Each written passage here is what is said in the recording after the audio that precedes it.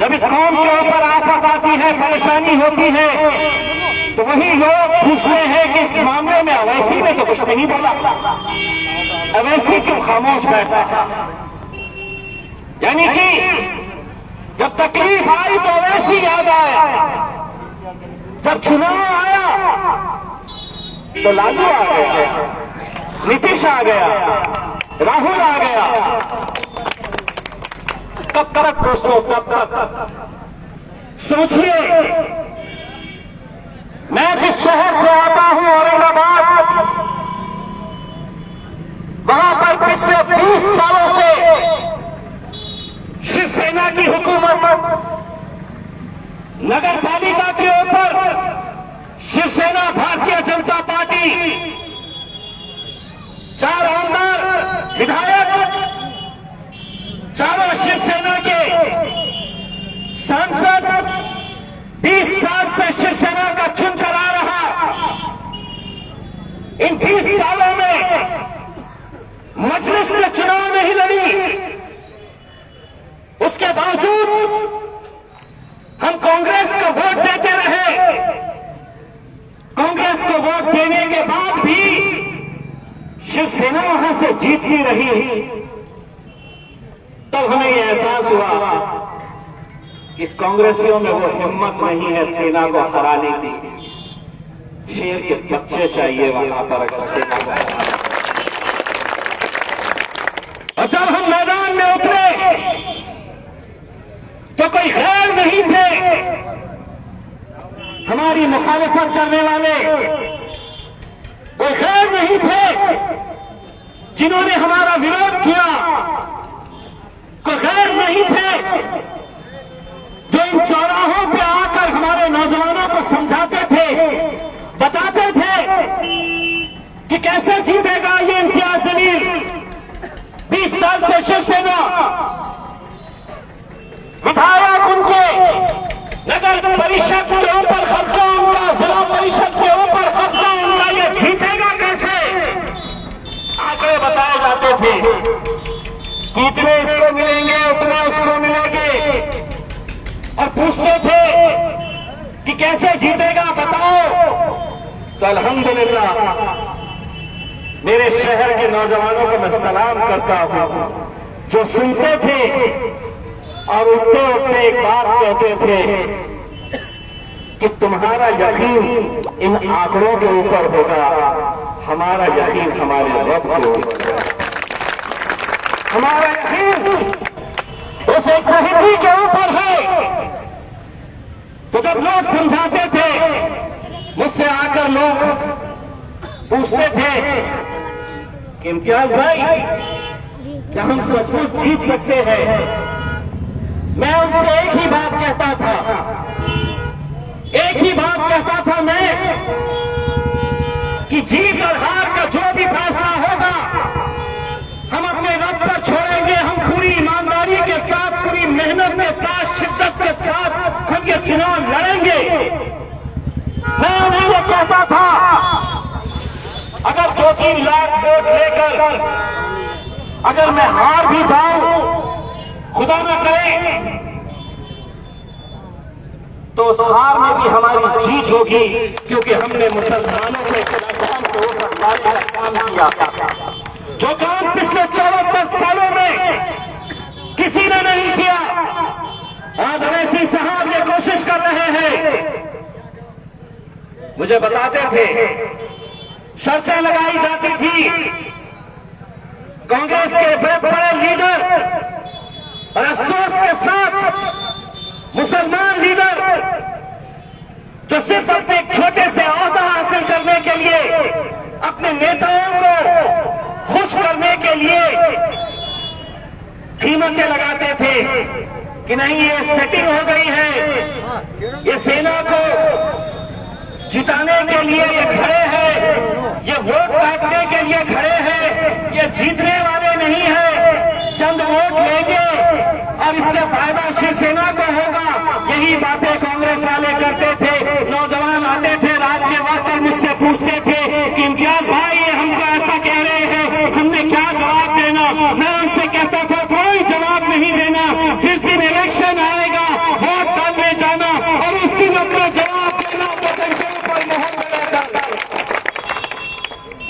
जब नतीजे आए, शर्तें लग गई थी, कौन जीतता? शर्तें लग गई थी कि मजलिस तो जीती नहीं सकती है, लेकिन अल्हम्दुलिल्लाह अल्हम्दुलिल्लाह अल्हम्दुलिल्लाह जब नतीजे आए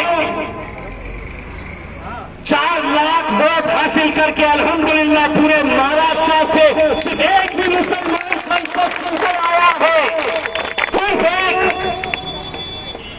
ये कभी पूछे हैं?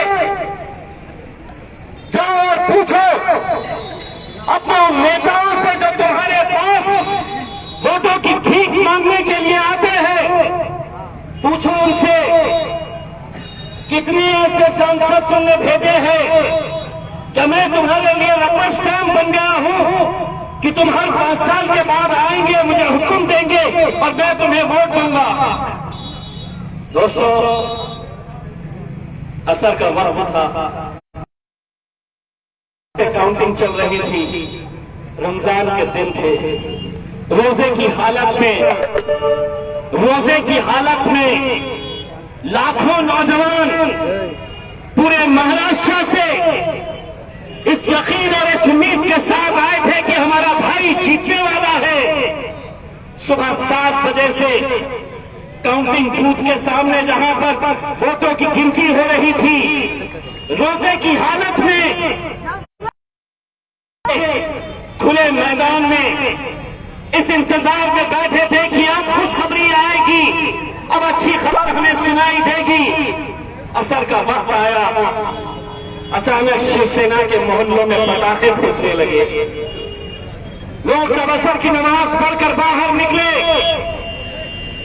तो शिवसेना के पंडाल के अंदर लोग भगवा रंग फेंक रहे थे, पटाखे फोड़ रहे थे।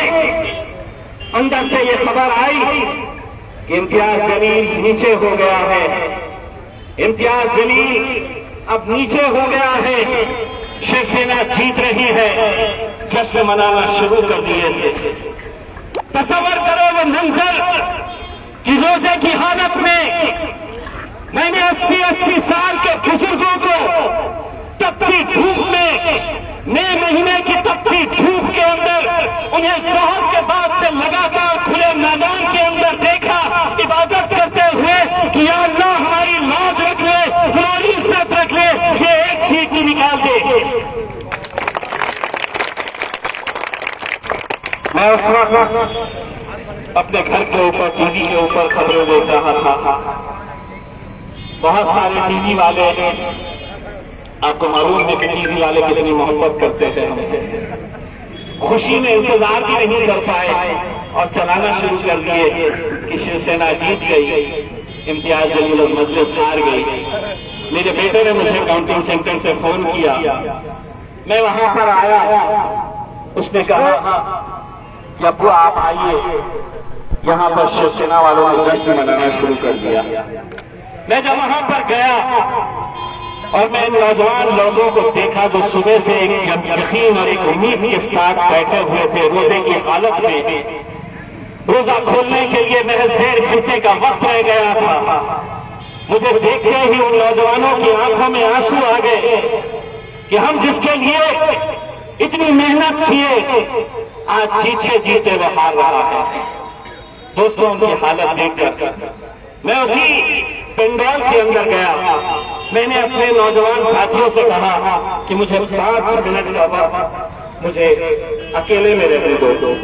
मैं उस पंडाल के पीछे गया, जानमाज बिछाया और मैंने गिड़गिड़ा के अल्लाह से यही दुआ मांगी कि या अल्लाह, इन रोजे की हालत में इन लाखों नौजवानों ने जो यकीन के साथ तेरे दरबार में आए हैं, रोजे का हालत में, रमजान का महीना, मैंने गिड़गिड़ा कर रोते हुए अल्लाह से ये कहा कि या अल्लाह, इन सजदों की लाज रख ले, इन दुआओं की लाज रख ले।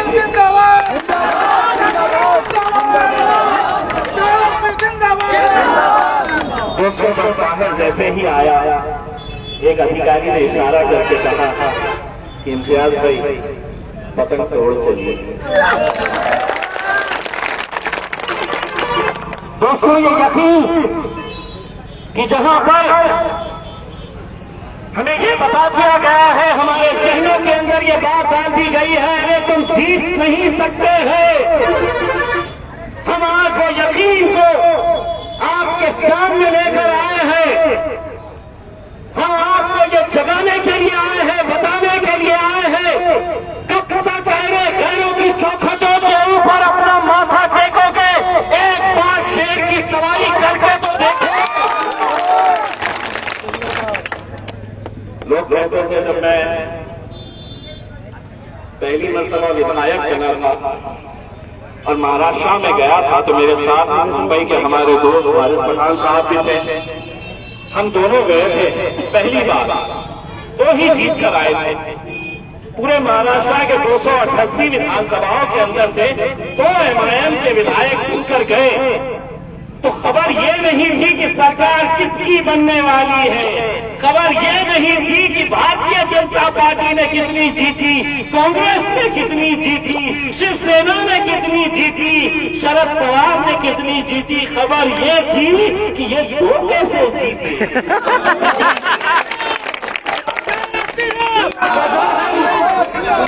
तो जब हम वहां पर गए, पहला ही दिन था, एक बहुत ही कट्टर शिवसेना का नेता मिला।